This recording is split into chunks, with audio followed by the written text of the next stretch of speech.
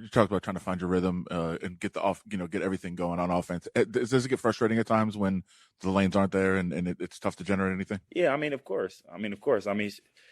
If you watch film like I watch film sometimes on plays, I'm like, shit, I don't know what y'all want me to do. You know what I'm saying? Honestly. This is a Clock Dodgers podcast. What happens in Vegas? With time. What happens in Vegas? First down, touchdown, Super Bowl.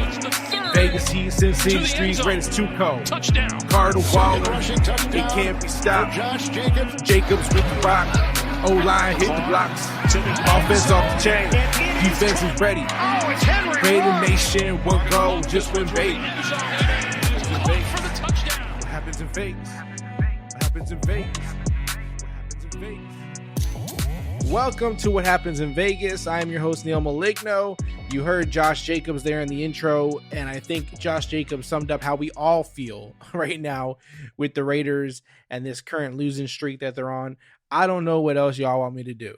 I don't know what I'm supposed to do right now. At this point, the way things are, that's how we all feel. That's how we all feel. The Raiders started the season on fire, 3-0, beating some good teams. The last two games they've dropped in week 4 and 5. Last week it was to the Chargers, which they keep proving that they're a very good football team. So that one doesn't feel as bad for me. This week against the Bears, losing 20-9, the Bears 9 points. That one hurts way more. It hurts way more. The Bears have a rookie quarterback out there. The Bears have lost their best running back, their starter. They were dealing with some injuries. They're just not, as, well refined as a team like the Chargers are. They don't have an offensive juggernaut. They don't have this great, team in place right now. They're still trying to figure it out. And so going up against this team, I thought here's a perfect opportunity for the Raiders to rebound, after that Chargers loss, which was tough. Here's an opportunity for them to rebound, and they score 9 points. 9 points. That is so difficult to deal with. Seeing that number is just too much for me right now. Like last season, it was the offense scores enough points. We don't have to worry about them. They're pretty set, but the defense isn't able to keep them in games. They keep letting up, too many points. This year, it's flipped in a way. At least these last two games, not even even this game, perfect example. The defense, I know the Bears scored 20, but if you actually watch the game, it wasn't really that bad. The defense did pretty solid. Did they have some bad plays? Sure. But overall, it was a solid, performance by the defense. The offense scored 9 points. There was so many times that the defense held strong and, made it a 3 and out. They were getting the ball punted back to the offense plenty of times in a row. And the Raiders had plenty of opportunities in this game to take the lead, to score points. So don't ever put this game on the defense. Don't ever say, the defense is who needs to, has the room for the most improvement. Of course, we have to improve at all levels, but the defense by far was the better performance of this game. And that's just a lot, being that they weren't like amazing at any point. But Derek Carr, 206 yards, no touchdowns, an interception thrown. Josh Jacobs, 48 yards rushing. He scored a touchdown. Nobody else did anything else running the ball. Passing wise, Renfro had 6 catches over 50 yards. Ruggs had 3 catches over 50 yards. Waller only was 4 receptions for 45 yards. And then, Edwards and any other guys got a little bit in the mix, but nothing significant. So on offense, just terrible, just terrible all around. And, it's easy for everyone to start blaming people. For instance, when a team wins, you'd like to give credit to the quarterback, right? It's just a natural thing. They're the leader of the team. When how they go is typically how the team goes. If you have a really good quarterback and he plays really well, your chances of winning are way better. If you've won the game, more than likely your quarterback did okay. At least he didn't do anything to hurt you, and so on.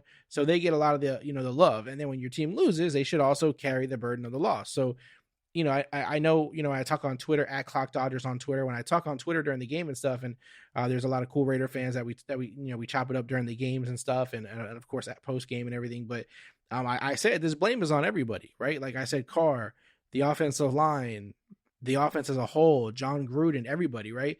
And a couple people, how can you blame Carr? It's not Carr's fault. Yeah, I mean, it's the same thing. I can't blame Jacobs. It's not Jacobs' fault. It's the offensive line overall, right? The offensive line, if it can't get it together, everything else suffers. And so if you can't give your quarterback time to throw a ball or to make a play, materialize, if you can't create lanes for the running backs, if you can't, protect the quarterback long enough or block for the run, like these kind of things, if you can't do these basic fundamentals, then nothing else really works. Nothing else really works. It's similar to like on defense. Like if your defensive line can't apply pressure on a quarterback, then nothing else is really going to work. And a lot of times we blame other positions, like the secondary is terrible, the linebackers are trash. Yeah, but if the D line can't provide pressure on a quarterback, everybody else is going to suffer. So yes, in this case, the offensive line is terrible, and let's just call it what it is. It has not been good at all. Coming into the season, there was concerns. The Raiders moved a lot of players, a lot of the vets, and you kind of felt like maybe you kind of hoped, I should say, not felt like, but you kind of hoped that this team knew what they were doing, that they had something in place. They were talking up some of the other guys. They drafted a lineman. You hoped that things were, not going to be too bad, but they apparently are. So in a case like this, the offensive line is not playing well. Everybody else suffers for it. But you can still score points. You can still make plays if you're that great, if you're that amazing. You can overcompensate for other flaws in the team. We've seen other quarterbacks do this. Make plays when their team when their offensive line isn't, so great. But ultimately you will fall. You will not be. You're not able to really overcome it, for a long period of time. But maybe a couple plays, maybe a couple touchdowns, maybe enough to score 21 points, or, if your offense scores a couple of times, maybe you deflate the offense for the other side, and make it more, your defense gets more amped up and they're defending better and, things like that. So even if you just say, hey, if Derek Carr can score 2 touchdowns, who knows what happens with that? It's true. You don't know how that other team responds to it. You don't know how your defense, gets motivated from it and denies the other team's offense. So there's a bunch of stuff involved. But yeah, I mean, I'm going to give the blame to everybody. I'm not going to just give it to certain people. Josh Jacobs makes sense though when he says, I don't know what y'all want me to do. I don't know what else y'all want me to do. Like if you look at the video, if you look at the film, this offensive line is doing nothing for us. So I don't know what you want me to do. I'm trying everything I can out here. And we all know that this offense can roll fine if the offensive line is running well. We've seen it happen in the past couple of seasons. So we know that the offensive line is a major issue. It's definitely going to be the death of this football team. I don't know if they can improve enough in time. I don't know if it's possible. I don't know if they can add anybody who's going to make that much of a difference. Richie Incognito coming back obviously would help. Leatherwood being moved to guard, as he gets up his experience and his reps there, that should help. So there's like little tweaks here and there. I don't know if they're enough though to overcome how bad it is. I don't know. I hope it is. And I'm going to remain positive in the sense that I do hope that it is. I mean, we did go 3-0 to start the season. So this team was winning games and not against, bad football teams. They were winning games against good football teams. So it's definitely possible. It's just how long is it going to take? And when you figure that out, is it too late? Because right now the Chargers are on fire. Fortunately, the Chiefs are struggling. They're 2-3. The Broncos are 3-2 like the Raiders. So all of that is kind of okay. The problem is the Chargers, obviously. They're on a roll. And so it looks like if things continue as it does, they'll take the AFC West. And then these other teams are fighting for a wild card, and you're hoping that the Raiders can snatch one of those spots if, they don't win the division. And like I said, with the offensive line in the way it is right now, it doesn't look good, right? And we do hope that it improves. I mean, obviously, logically, it will improve. Just off Incognito returning, just off Leatherwood getting more reps at guard. Hopefully, he does better there. In the post game, Josh Jacobs and Gruden them talked about it. They feel like there's obviously improvement that will come from that. But yeah, this group of misfits on the offensive line are definitely damaging this team's opportunities. To be a playoff team right now. I do want to talk about the John Gruden situation. I'm actually going to do that on another episode because I don't want to, I don't want to mix and confuse these topics, but they did get asked about it a lot. All the players that spoke post game about John Gruden's situation, the comments that he made 10 years ago, how it affected the team today. or whenever you guys watch the game, whenever you're listening to this episode, how it affected their Week 5 game. And so after this episode is released, I'll have another episode that follows. That will have an episode solely about the Gruden stuff, with some of the clips from what the players were saying and things like that. Because it's an interesting, conversation to be had there for sure. But just staying on this game, against the Bears, Khalil Mack, he got to get in there and get some, some revenge on Carr. Raider fans, how they feel about him, but he got a sack. So he did what he wanted to do. Obviously, him and Carr are friends. They were arguing all game. I'm sure Carr would have liked to have performed much better, but he didn't. Even the running game, the rushing defense just for the Raiders looked terrible, man. Like Khalil Herbert was out there filling in. Damian Williams was filling in. They both were, effective, and got the job done for sure. Very easily. They didn't struggle at all. They were efficient with each carry. Justin Fields, they were beating up on him pretty good, but even he didn't do anything dramatic. He only had 111 yards and a touchdown, but he still won the game. So it's not going to look as bad as it did, but he was getting hit pretty rough out there, and he kept coming back every single time he left the game. He came right back in. So, the Bears got themselves one there that at least will fight. Overall, I also felt like the Bears were trying to bully the Raiders all game. Like Roquan Smith and these guys, like they were just hitting hard and not letting up at all, which is what they're supposed to do. But it did feel a little bit overboard sometimes. Mario Edwards, like what was that about? Like this dude was just like in like skirmishes after the snap. He was tossing guys. I don't know if he has some bitterness from back when he was a Raider or what it was. Like this thing seemed real personal to him, but that was odd. It was odd to see. I didn't know what exactly was going on. He seemed like he was pissed off for some reason, like somebody, pissed him off. But, it's besides the point. It is what it is. Derek Carr got a little beat up, but he finished the game as well. So shout out to our quarterback in that terms. Toughen it out and not just, which when he got hurt, terrified me because I don't want to see Nathan Peterman, man.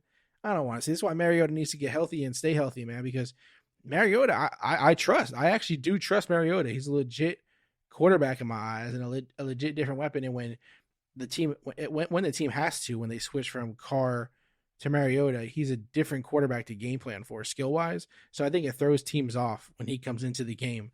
I think he creates a challenge in that regard. So if Mariota would have been the one that came in to fill in for Carr, I wouldn't have cared as much. But Nathan Peterman, I don't want no part of that. But yeah, I mean, overall, it's hard to cover a lot of stuff because the offense did nothing. So there's not really a lot to cover there because that offensive line really neutralized them, to be ineffective.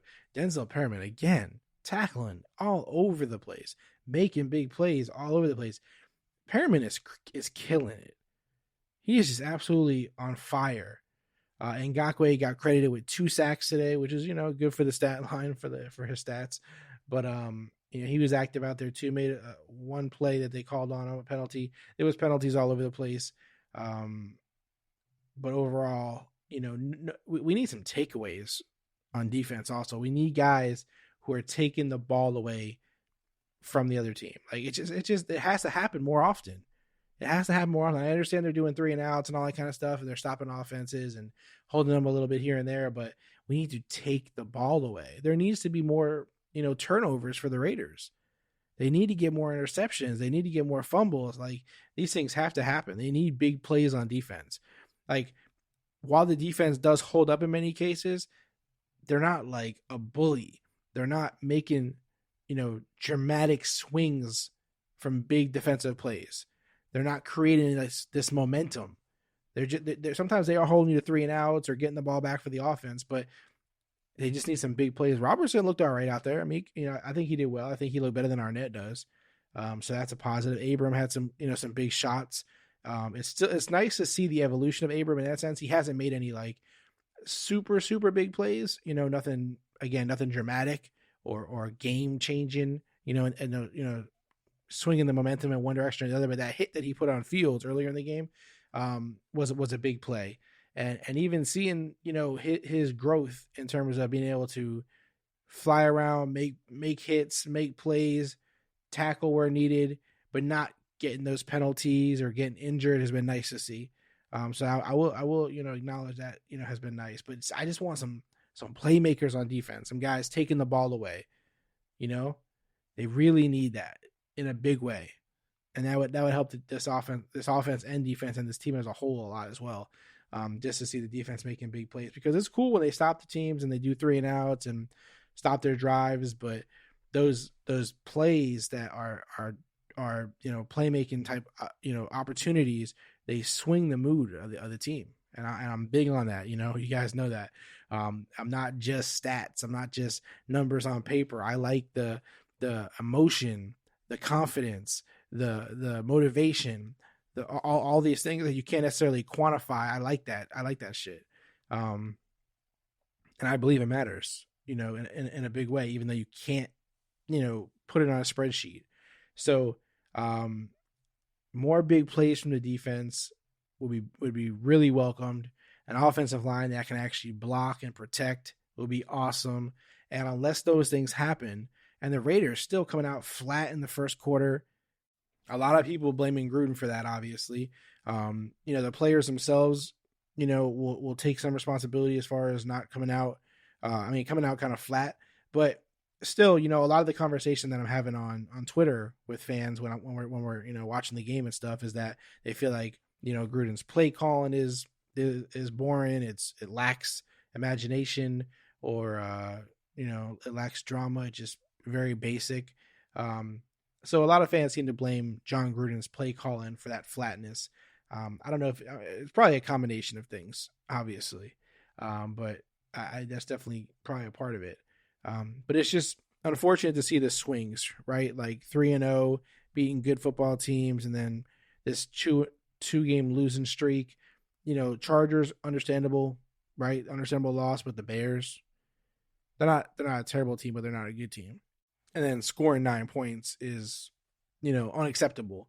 I'd almost rather it be, this 28-31 loss, like whatever, like just some, higher scoring affair on both sides, rather than the Raiders not even be able to get double-digit points. Like that's when you play 4 quarters of football and you have Derek Carr, Josh Jacobs, and then guys like Ruggs, Renfro, Waller, you shouldn't score 9 points. You just shouldn't. It just shouldn't happen. So if they got to get this offensive line fixed, they got to get this flat first half stuff fixed. If they don't get these things fixed, this team just isn't going to be a playoff team. The beautiful thing is these are both things they can fix. These are things they can turn around. These are things that they did a little bit better to start the season when they went 3-0. So there's a lot of upside here potentially. I'm not going to be ho-hum about it. I'm not going to be negative and say that there's no chance the Raiders are done. I know fans love to react that way, emotionally. That's what we do. We're emotional human beings, and even football fans are susceptible to that emotional swing of emotions. But I'm going to keep it in check. It was an unfortunate loss. It's got to be a wake-up call for this team that started off 3-0, feeling really good about themselves. Get back to that drawing board, man. Got to get back to it and try to figure out, what's going on. Next week, 17th, will be versus the Broncos. Sunday, 4:00 game on the East Coast. So that's the next one we have to look forward to. Again, not a team that's not great. They're also on a losing streak like the Raiders are in division. So it's a big game, really big game. And usually if the team can't get up for a big game, I don't know what else to tell them. Like that's got to be the easy way, So if they're not, if this is a struggle, then, it might get ugly for the Raiders, going forward. So hopefully the Raiders get things back on track. They get, things moving in a positive direction. A win is like really necessary right now. Like really, really necessary. The Raiders have to go 4-2. If the Raiders drop another one and it's to the Broncos in division, it's gonna be bad. Things are gonna go from hopeful and positive, and the team is growing in the right direction, to really negative real quick. And don't forget that, like I said, I'm not going to speak about the Gruden stuff too much here on today's episode because we're going to wrap this one up. But this Gruden stuff and drama that pops up and things that go wrong, those things will magnify the more this team loses. So when we talk about, the comments Gruden made, or we talk about Mike Mayock worried about his job, or we talk about Derek Carr and his contract, and we talk about draft picks and how well they performed, those things look way worse and get talked about way more when a team is losing, when we're not winning games. So, if the Raiders don't start winning games, understand that criticism is coming. And whether Carr is a good enough quarterback, and whether he should be the starter, or when Mariota's healthy, should we switch him out, let Mariota start, so we see what we got in Mariota? These things are going to happen. It's going to happen if the Raiders don't start winning some games again. That's all we have for this week. Make sure you follow on Twitter and Instagram at Clock Dodgers.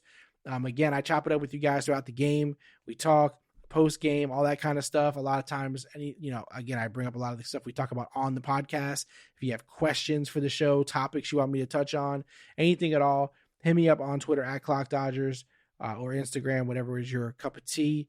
Also, make sure you hit subscribe to the podcast. I see you guys listening. I see the numbers. I see the reviews. But the more you guys subscribe, share with friends, share with other people in the Raider Nation, share it on the message boards, share it on Twitter, all these good things. The more listeners, the better this gets. The more we can do, the more content we can provide, the more, games and things that we can do. So make sure you go ahead and do that. Subscribe to the podcast, share it if you haven't already. And then, of course, the last step is the 5-star review, which helps new listeners find the show, and give it a chance. So come on, Raider Nation, we support each other. That's what we've always done. That's what we've been about, because we're the most loyalist fan base in the NFL. So make sure you go ahead and hit subscribe, support the show, share it, and all that good stuff. And again, don't forget, hit me up on Twitter at Clock Dodgers. Let me know who you are. Let me know you listen to the podcast. We'll chop it up. We'll talk and see what else we can do. Other than that, what happens in Vegas is Raiders football. Peace. This is the Clock Dodgers Podcast.